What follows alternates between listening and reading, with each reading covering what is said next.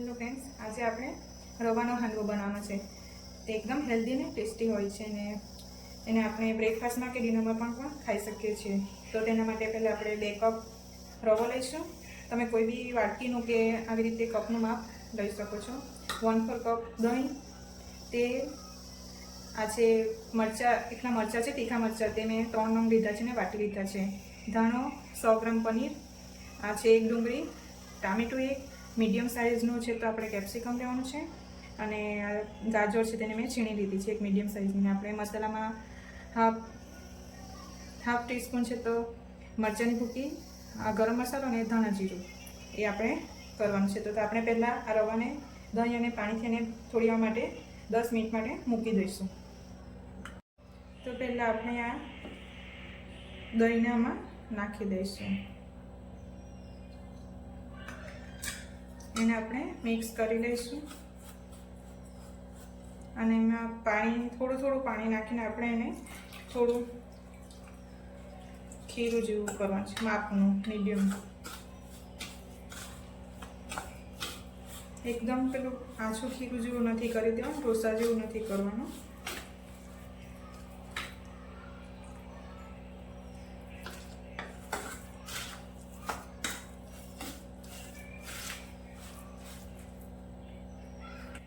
જો વાયરો અને આ રીતના આટલું થોડું રાખવાનું છે. પછીથી એને પાણી આપણે જરૂર પડશે ત્યારે કરીશું. અને આપણે 10 મિનિટ માટે કે 15 મિનિટ માટે આપણે એને રેસ્ટ આપી દઈશું. હવે આપણે એક પેન લઈશું અને તેમાં થોડું તેલ નાખીશું, 2 ટેબલ સ્પૂન જેટલું. અને એ ગરમ થઈ જાય એટલે તેમાં આપણે એક રાઈ નાખશું.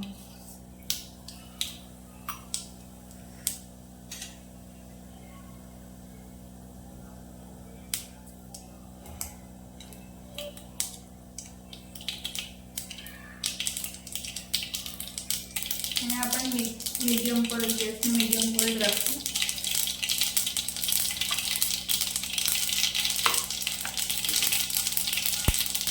તેમાં આપણે ડુંગળીને નાખી દઈશું.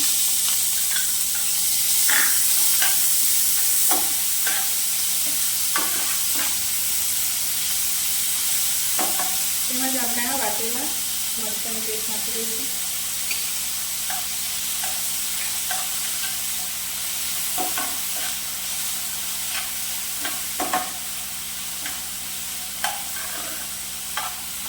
અને તમે શાકભાજી જે લીધી હતી તેને આપણે ડાયરેક્ટ તમે રવામાં પણ નાખી શકો છો, પણ આવી રીતે થોડું શેકીને લેશો તો થોડો ટેસ્ટ વધારે સારો લાગશે. આપણી ડુંગળી પણ થોડી સતરાઈ ગઈ છે. હવે તેમાં આપણે કેપ્સિકમ લઈશું. એને મેં ઝીણું કટ કરી લીધું છે.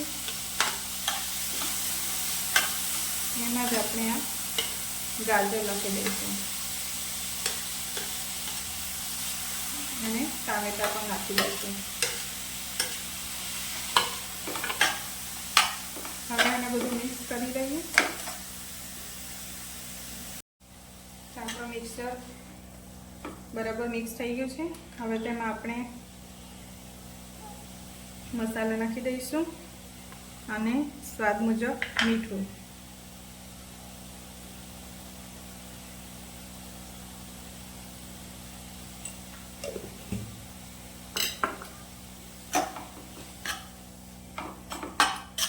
અહીંયા તમે તમારા મસાલા, લાલ મરચું તમારા ટેસ્ટ મુજબ નાખી શકો છો. જેમને તીખું વધારે જોઈતું હોય એ રીતે નાખી શકો છો. હવે આપણે આને 2-3 મિનિટ માટે કૂક થવા દઈશું.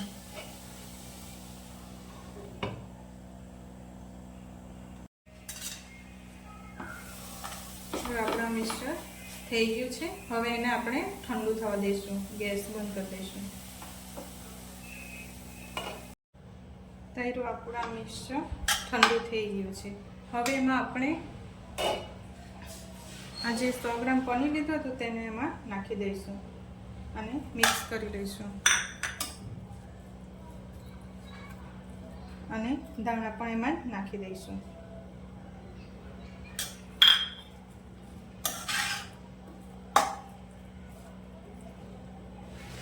આપણું આ રવાનું ખીરું થઈ ગયું છે. હવે એમાં આપણે સ્વાદ મુજબ મીઠું નાખી દઈશું. આપણે પેલું શાકમાં તો નાખેલું જ છે એટલે આ રવાના માપનું જ આપણે મીઠું નાખવાનું છે.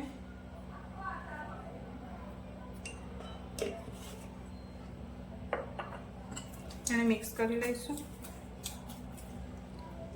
આમાં થોડું પાણી નાખીને આપણે થોડું ઢીલું કરીશું.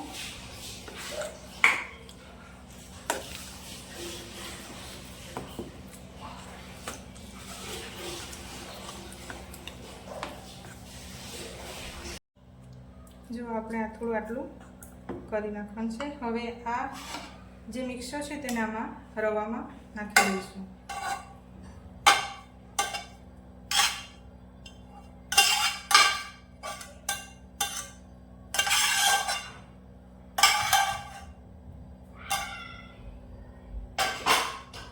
અને બરાબર એને મિક્સ કરી લઈશું.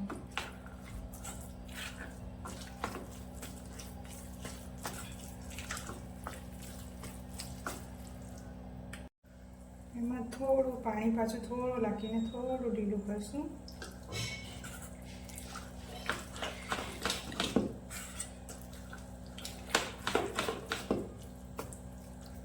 તો આપણું આ રવાનું બેટર તૈયાર છે. હવે એમાં આપણે ઈનો નાખશું.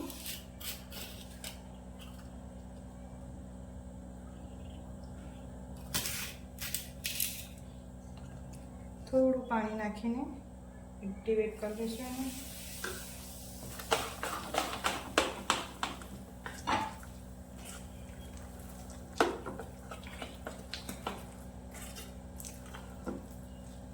તો રેડી છે. હવે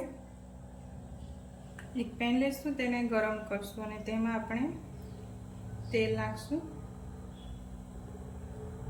2 ટેબલ સ્પૂન જેટલું. અને ગરમ થાય એટલે એમાં આપણે રાઈનો વઘાર કરશું.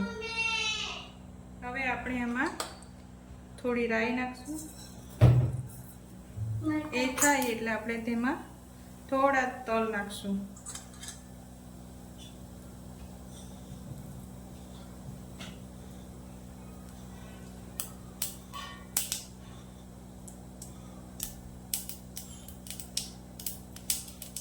રાઈ થોડી તતરવા લાગે છે, એમાં થોડા આપણે આ તલ નાખી દઈશું અને થોડું ઢાંકી લઈશું.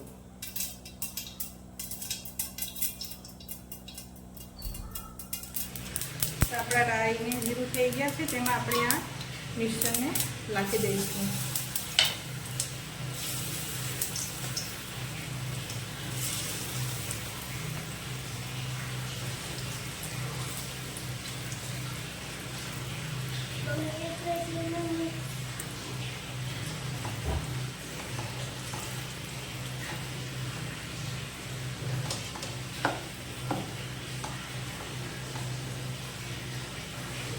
સારી રીતે એને કરી લેવાનું છે. પછી એમાં ઉપરથી થોડા તલ નાખી દઈશું અને હવે એને આપણે એક સાઈડ ચડવા દઈશું. એને આપણે વચ્ચે 1 મિનિટમાં ચેક કરી લઈશું. તો આપણો નીચેથી તૈયાર છે. હવે એને આપણે પલટાવી દઈશું.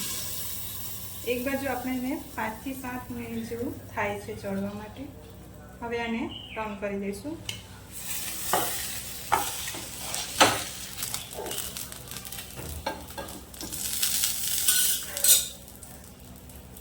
થોડું તેલ નાખશું.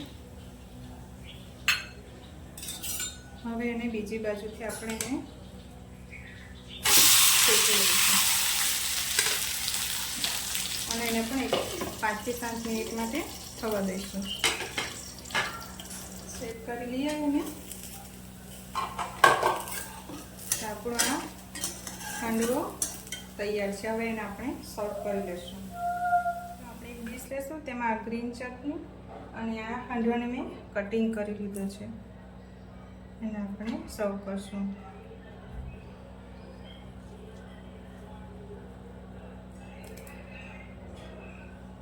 તો રેડી છે આપણો આ હાંડવો.